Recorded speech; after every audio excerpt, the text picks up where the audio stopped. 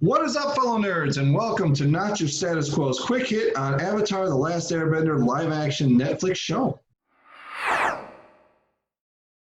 Announced way back in September 2018, fans of Avatar the Last Airbender were treated with news that Netflix would be creating a live-action remake of the original animated series. However, this time around, the series' original creators would be both the executive producers and the showrunners. With this added information, fans were cautiously optimistic that the reimagined series would be true to the spirit of the original and far, far, far better than 2010's The Last Airbender. However, since this initial announcement, there has been almost no news from either party on the status of the project. Now, to the shock of Avatar fans around the world, on August 12th, Bryan and Mike announced via open letters on social media and on their individual websites that they had made the decision in June to end all of their involvement with the live-action Netflix series.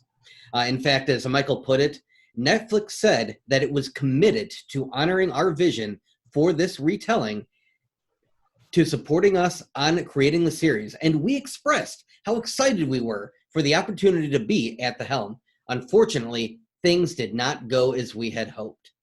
This obviously leaves us wondering quite a few things. First, obviously, what happened? And second, what does this mean for the upcoming series? Not to mention, how is this going to affect the release of The Legend of Korra on Netflix, which came out this week?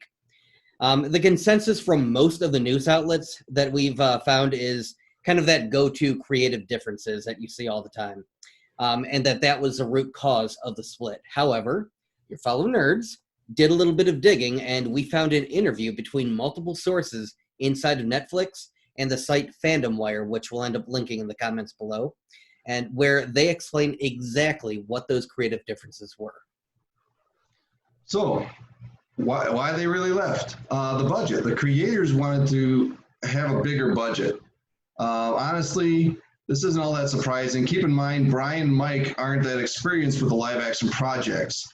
In order to make a new series half as good as the original animated version, it's going to cost money, a lot of it. And Netflix most likely disagreed with the increasing requests. Then there's the diversity of the cast. When the series was announced, the Bryan and Mike, they spoke to IndieWire promising to right the wrongs of the past, saying that the cast would not be whitewashed, and like they were in M. Night Shyamalan's 2010 live-action movie. However, Netflix wanted the ability to consider at least some white characters for the series, and it was an absolute no-go for Bryan and Mike. The next thing that caused this split was the overall tone.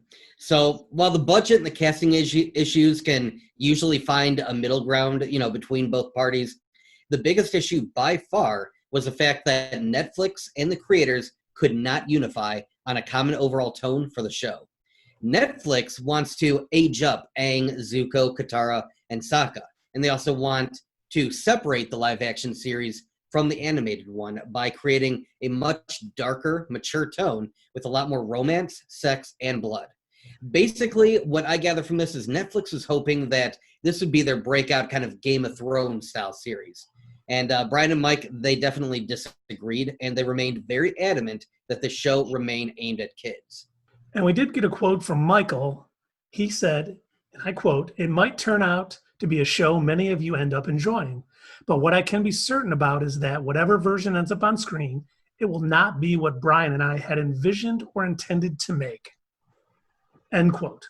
So it sounds like Netflix did not like the creator's vision for the live-action remake. Maybe it was the budget, or maybe it was the story being told. But to me, terrible news for fans of Avatar the Last Airbender. And according to an individual with knowledge of the situation, the project is still moving forward at Netflix with Nickelodeon, Dan Lin, and Lin's company Ryback still attached. And it's never good when the original creators of a project leave, in my opinion. I'll point to Star Wars in this situation. I enjoyed, George Lucas's Star Wars, and it seemed like when Disney took over, they went a different direction, as we can see how the last trilogy worked out. But I enjoyed The Last Airbender animated series a lot and I don't think an exact live action replica is necessary, but my hopes have been lowered by this news. I just hope that the story doesn't take the hit in the name of making money. I like the fact that Bryan and Mike want to keep it aimed at kids and keep it light.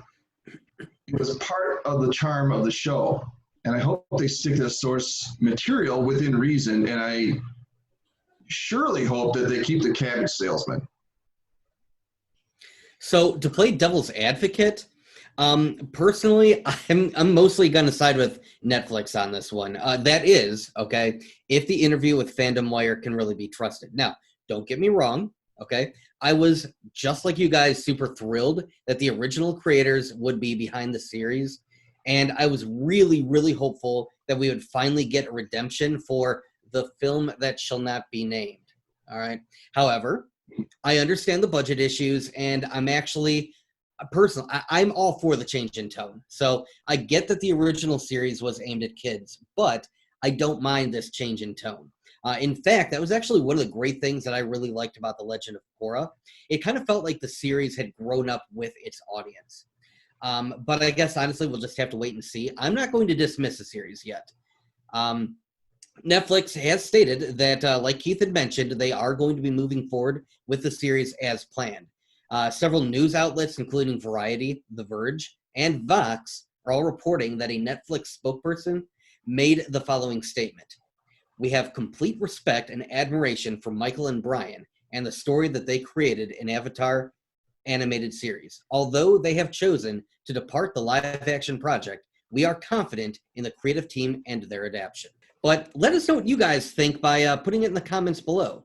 Is this upsetting to you that the creators have left? Do you think that this new series is still going to be good when it finally does get released?